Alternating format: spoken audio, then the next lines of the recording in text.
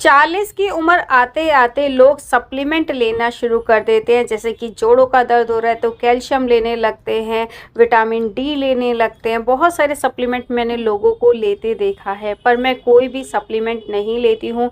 मेरी जो उम्र है 45 के करीब है और मैं ये दूध रोज़ाना पीती हूँ, जिससे कभी भी मुझे कैल्शियम की कमी नहीं होती, विटामिन डी की कमी नहीं होती, प्रोटीन की कमी नहीं होती, क्योंकि इस दूध में वो सारी चीज़ें हैं जो हमें ज़रूरत होती है।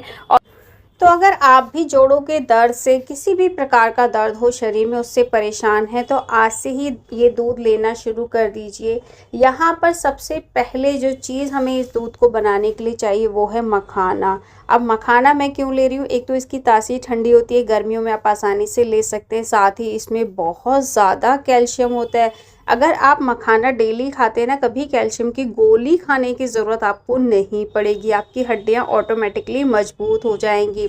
तो मखाना 1 कप मैंने यहाँ पे ले लिया है। आप इसे ज़्यादा क्वांटिटी में भी बना के रख सकते हैं, मैं आज थोड़ी क्वांटिटी में आपको बना के दिखा रही हूँ। तो 1 कप मखाना को हम ना कढ़ाई में इस तरह से रोस्ट करेंगे, और बिना घी के मैं इसे रोस्ट कर रही हूँ। 3 से 4 मिनट इसे रोस्ट करने में लगता है। इससे क्या होता है कि इसका मॉइस्चर निकल जाता है, ये क्रिस्पी हो जाता है और इसे स्टोर करना पॉसिबल हो जाता है। ज़्यादा दिन तक आप इसे स्टोर कर सकते हैं, इसकी शेल्फ लाइफ बढ़ जाती है। तो यहाँ पे 3 से 4 मिनट इसे धीमी धीमी आंच पे आपको भूनना है। जैसे जैसे भूनेंगे ये थोड़ा सा सिकुड़ता जाएगा, क्रिस्पी हो जाता है। तो यहाँ पे मैं इसे भून रही हूँ। और हमारी दिल्ली में तो हो रही है बहुत ज़्यादा गर्मी। आप लिख के बताइएगा आपके शहर का क्या हाल है, क्या टेम्परेचर चल रहा है। तो यहाँ पे बातों ही बातों में मेरा जो मखाना है वो भुन चुका है। इसे मैं प्लेट में निकाल लेती हूँ और इसे हमें ठंडा होने के लिए छोड़ देना है। तब तक हम दूसरा काम कर लेते हैं। यहाँ पर मैंने लिया है भुना हुआ चना। भुना हुआ जो चना होता है इसके अंदर बहुत सारा प्रोटीन होता है, और हमारा जो शरीर है ना, ये पूरा प्रोटीन से ही बना है। अगर हम इसे प्रोटीन नहीं देंगे तो ऑटोमेटिकली ये सारी चीज़ें कमज़ोर होने लगती हैं, और जो आपका बॉडी पेन है वो इसी वजह से होता है। तो यहाँ पे 1 कटोरी भर के मैंने चना ले लिया है, साथ ही छिलके वाला चना लिया है, क्योंकि इसके अंदर होता है फाइबर, जो कि हमारे डाइजेस्टिव सिस्टम को स्ट्रॉन्ग बनाता है, गंदगी को साफ़ करने में बहुत ज़्यादा मदद करता है। तो आपको इसे 2 चीज़ें मिल जाती है, प्रोटीन भी मिल जाएगा और फाइबर भी मिल जाएगा।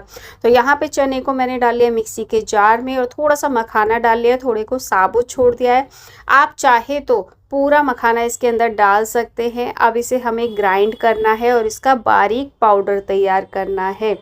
तो यहाँ पे मैं इसे पीस कर लाती हूँ, और ये देखिए मैं आपको दिखाती हूँ, एकदम बारीक पाउडर मैंने तैयार कर लिया। जो छिलका है ना वो भी बारीक हो चुका है। जब इसे आप यूज़ करेंगे तो आपको बिल्कुल भी नहीं पता चलेगा कि इसके अंदर छिलका है, क्योंकि इतना बारीक हो चुका है। ये हमारे पेट को साफ़ करने में बहुत ज़्यादा मदद करता है। अगर आपको कब्ज़ रहती है ना तो वो भी दिक्कत आपकी इससे दूर हो जाएगी। अब दूध कैसे बनाना है, क्या क्या इसमें और चीज़ें डालनी है वो देख लेते हैं। तो कढ़ाई सेम मैं यूज़ कर रही हूँ, इसके अंदर मैंने आधा लीटर दूध डाल दिया है। गैस को ऑन कर देंगे, और दूध मैंने फ्रिज का लिया है, ठंडा है, तो इसे थोड़ा सा उबलने देते हैं, गर्म होने देते हैं।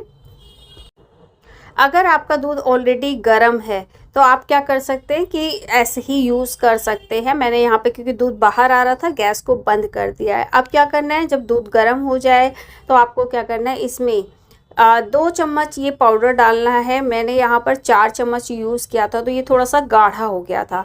तो पीने लायक आपको चाहिए तो 2 चम्मच आधा लीटर में डाल सकते हैं, और मैंने यहाँ पे 4 चम्मच डाल दिया था, तो ये बहुत ज़्यादा गाढ़ा हो गया था, तो मुझे इसे खाना पड़ा, और मतलब एकदम खीर की तरह हो गया था। वैसे वो भी अच्छा लगता है। तो यहाँ पे 2 चम्मच आपको भर के डालना है और इस तरह से मिक्स करना है। थोड़े से लम्स बन जाते हैं तो हल्का सा इसे मैश कर सकते हैं, या विस्कर की सहायता से भी इसे विस्क कर सकते हैं, जिससे क्या होगा, लम्प सारे ख़त्म हो जाएंगे।